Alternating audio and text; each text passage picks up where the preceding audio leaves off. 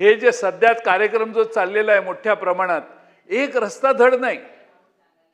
आमच्या नितीन गडकरींनी पेठ नाक्यापासून सांगलीला जाणारा रस्ता भुजबळ साहेब केला,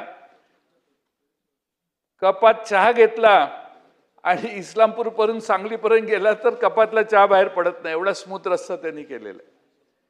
पण तुम्ही कुठल्याही दुसऱ्या रस्त्यावर जावा, सिमेंट कॉन्क्रीटचे रस्ते इतके स्मूथ असले पाहिजेत, करू शकतो आपण, तशी परिस्थिती नाही। आणि म्हणून अध्यक्ष महोदय, दर्जा दुरुस्त झाला पाहिजे आणि दर्जासाठी जागतिक निविदा काढण्याचं धाडस सरकारने आता दाखवलं पाहिजे। तुम्ही किती मोठे प्रोजेक्ट करा, पण जागतिक निविदा करा, जगातले कॉन्ट्रॅक्टर येतील आणि तुमचं काम उत्तमपणाने करतील, हा आमचा या निमित्तानं आग्रह आहे।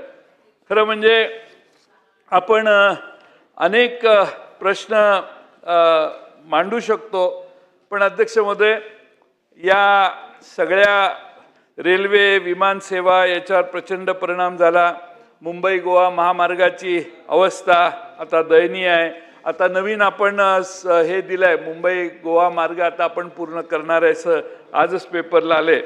8 ठिकाणी या महामार्गावर दरडी कोसळल्या।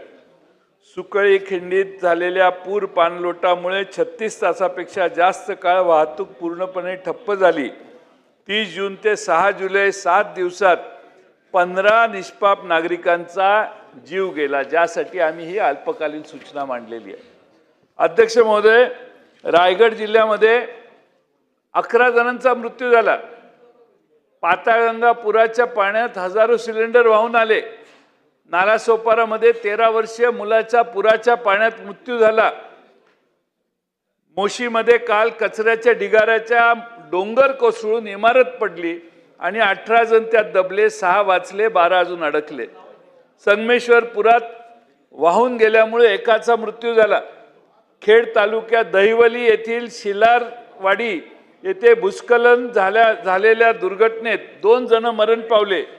किती लोकांचे जीव गेले हे अध्यक्ष महोदय आपण बघितलं पाहिजे। काल परवा आळंदीमध्ये संत ज्ञानेश्वर महाराजांची आषाढी वारी आणि पालखी सोहळ्यासाठी लाखो भाविक आळंदीच्या दिशेने मार्गस्थ झाले, पण अतिवृष्टीमुळे तिथं चिंताजनक परिस्थिती निर्माण झाली। इंद्रायणीला मोठा पूर आला, 4ही पूल तिचे पाण्याखाली गेले आणि माऊलीच्या दर्शनासाठी आलेल्या वारकऱ्यांना सुरक्षिततेची कुठलीही ठोस उपाययोजना झाली नाही। कोल्हापूर, सांगली, सातारा या भागातही अतोनात नुकसान झालं। उल्हास नदी आपली ठाण्याची, काळू नदी, जांभूळपाडा नदी यांनी इशारा पाटली ओलांडली। दरवर्षी अतिवृष्टी झाली की निसर्गावर खापर आपण टाकतो अध्यक्ष महोदय।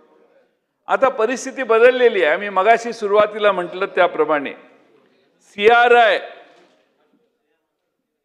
जर्मन वॉचचा एक ग्लोबल क्लायमेट रिस्क इंडेक्स आहे, त्यांनी सांगितलंय की तीव्र फटक्यामुळे हवामानाच्या बदलाच्या भारत जगात वरच्या क्रमांकावर आहे।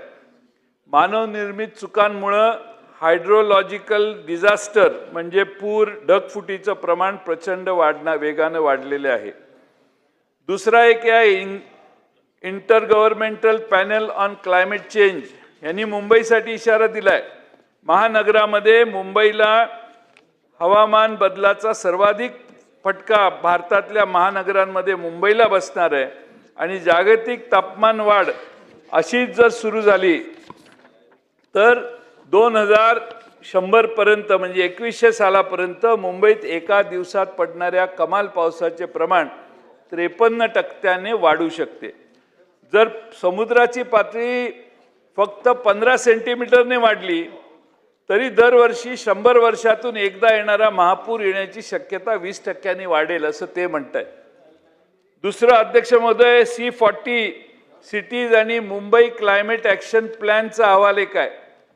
त्यात मुंबईच्या स्वतःच्या 2022च्या क्लायमेट ॲक्शन प्लॅननुसार मुंबईने 2016 ते 21 दरम्यान तब्बल 2028 हेक्टर शहरी वृक्षवृष्टी ट्री कव्हर गमावलेलं आहे। कार्बन शोषून घेणारी कांदळवने, मॅनग्रोव्ज आणि पाण्याचा स्पंजासारखा निचरा करणाऱ्या मिठागरांच्या जमिनी आपण सिमेंटच्या बांधकामासाठी कंत्राटदारांच्या घशात घातली आहेत। काल मुख्यमंत्री महोदयांनी केंद्र शासनाच्या अहवालानुसार कांदळवन क्षेत्र वाढले असल्याचं सांगितलं, पण खरंच हे वाढलं असेल तर आम्हाला आनंद आहे.